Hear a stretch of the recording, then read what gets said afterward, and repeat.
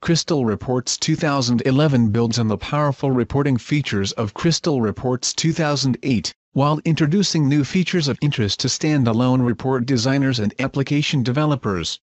In this tutorial, you will review the new features in Crystal Reports 2011. Note that this tutorial covers features available in SAP Crystal Reports 2011 version 14.0.0.760. To navigate, use the viewer controls or follow the on-screen instructions, if available. Crystal Reports 2011 introduces a new read-only report format, using the RPTR file extension. This format allows you to protect your investment and secure the intellectual property within your reports. It also prevents reports from being modified after distribution. Reports saved using the RPTR format cannot be opened in the Crystal Reports Designer, and are only accessible using the Crystal Reports Viewer. Crystal Reports 2011 also enables you to export reports using the Excel 2007 workbook format.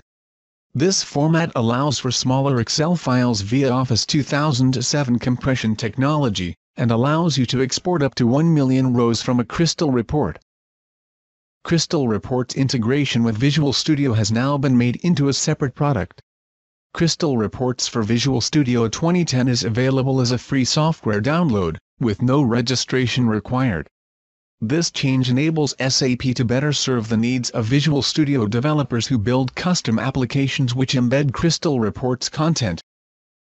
Crystal Reports Viewer 2011 has been updated, to enable it to display and interact with content created by both Crystal Reports 2011, and Crystal Reports for Enterprise.